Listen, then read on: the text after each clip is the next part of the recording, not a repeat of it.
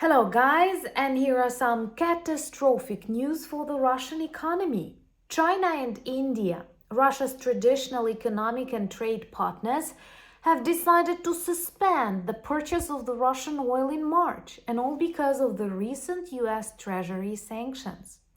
This is a tragedy for the Kremlin, a victory for the democratic world, and a proof real sanctions are working. Most importantly, this is a win-win situation because not only we paralyze Russian war machine, but we also protect global ecology from the dangerous Russian shadow fleet.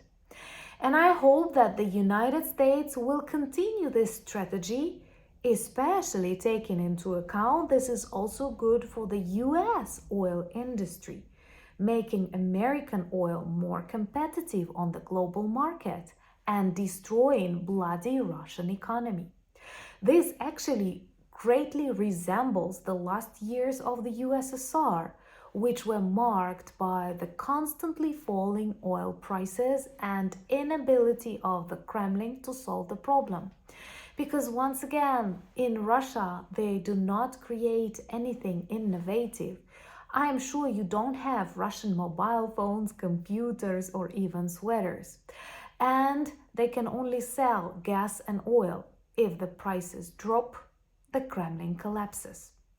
My name is Anna, I'm from Ukraine, I'm in Ukraine, and if you want to see the defeat and demilitarization of Russia and also protect yourself against the hybrid warfare and toxic narratives, subscribe, we discuss all of that on the channel. First, Russia learned what sanctions are in 2014, when they demonstrated their violence, annexed Crimea, and also occupied some parts of Donetsk and Luhansk regions in Ukraine.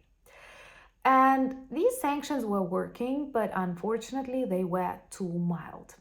And also, unfortunately, there are many countries prepared to back up Russia for cheap oil prices or gas, or just because they also represent authoritarian regimes. But finally, more and more countries have diagnosed weak parts in the Russian economy and started targeting them.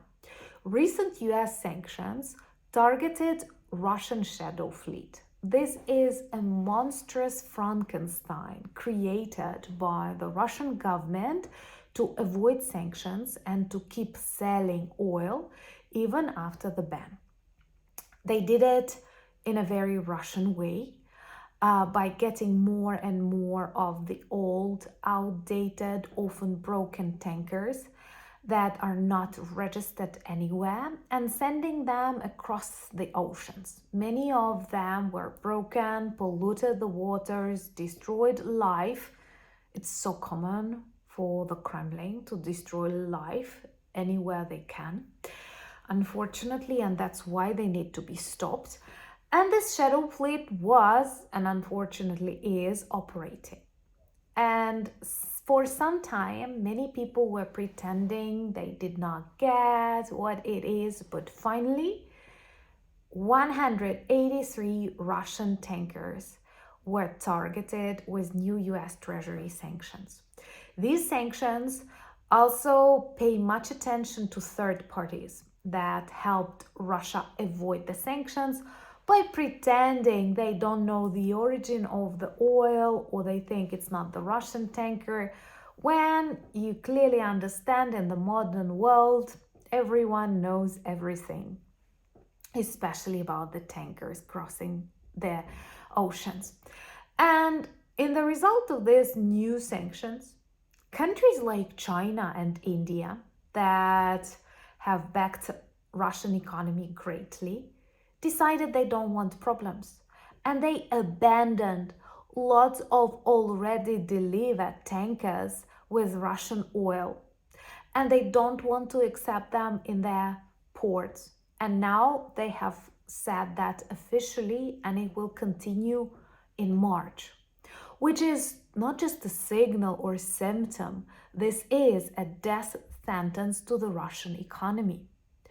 Russia is totally dependent on the sales of its raw materials.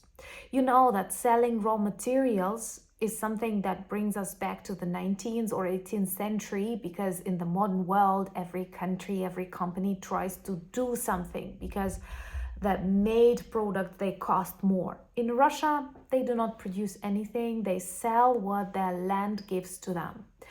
This is a very outdated way to make money.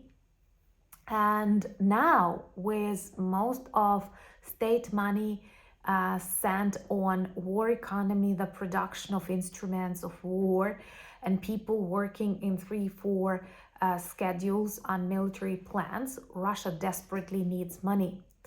They are prepared to freeze people's deposits. They keep rising interest rates. They try to control inflation, but they fail. And now they lose the last hope, a possibility to sell bloody oil to the countries that were previously ready to buy it, but not anymore.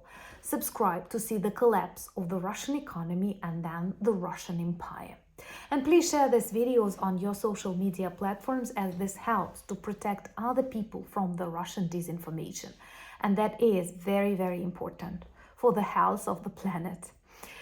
And you know that if Russia did not find any loopholes, if China and India did not keep buying Russian products, Russian resources, this war could have ended in 2022. Because Putin planned the blitzkrieg, it failed, and Russian budgets, Russian resources, they were not counted for a 3-year war. And just the protection, eagerness of these countries to cooperate with the Kremlin saved Putin. And now, you know that among these authoritarian regimes, we don't talk about friendship, real partnerships. It's just like the world of predators, and they are not ready in China to sacrifice their own economy for the sake of Putin. And if they realize that the consequences of the sanctions are bad for their own home economy, they don't need it. And that is another very kind reminder to our allies. You know the mechanisms that can destroy Russian economy. You know the mechanisms that can save human lives. Please do not hesitate to make a right choice. And that's not the first time that Russian economy destroys Russian empire.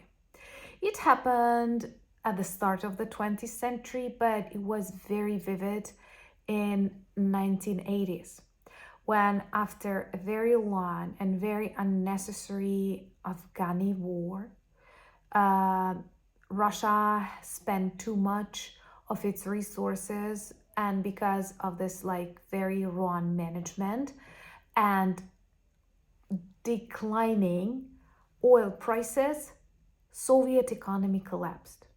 And this resulted in the collapse of the Soviet Union.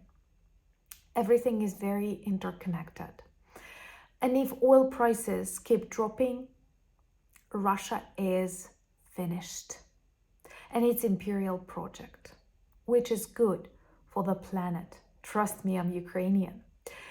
And right now, there are thousands of red flags that signal Russian economy is in great trouble. We know about the rising interest rates, 21 already. Inflation, ruble rate to dollar. They are prepared to freeze deposits, many symptoms, but they keep surviving on this oil and gas prices. But with the end of gas transit, yes, we did that in January 2025, and with this new real sanctions, real working sanctions, Russian economy is on the brink of the collapse. And when I say brink, perhaps I underestimate the situation, because more and more analysts, trustworthy scientists say that the process inside the Russian economy is already irreversible. And they did have some funds, some backup money, but they will run out of them in 2025. And our task is to keep fighting, demilitarizing them, and witness that collapse together. Because this is very important for the freedom, for the democracy, and simply for the survival of thousands, if not millions, of really good people with whom you feel much better on the planet than with murderers, criminals, and mafioso. Please share these videos on your social media platforms and follow me on Instagram, X, Threads, Discord, and Blue Sky. All the links that you need in the description of this video, and don't let scammers trick you. I never invite you to chat in WhatsApp or on Telegram. Thank you for buying me coffees, becoming my patrons and sponsors of the channel. Check our merch shop for lots of good items that work well as reminders and conversation starters about Ukraine, and there are some new nice t-shirts because spring is around the corner. Let me know if you're available for a live stream this Saturday, and most importantly, thank you for all the good things that you do in different corners of the world to support the truth, to support freedom and Ukraine. Slava Ukraini!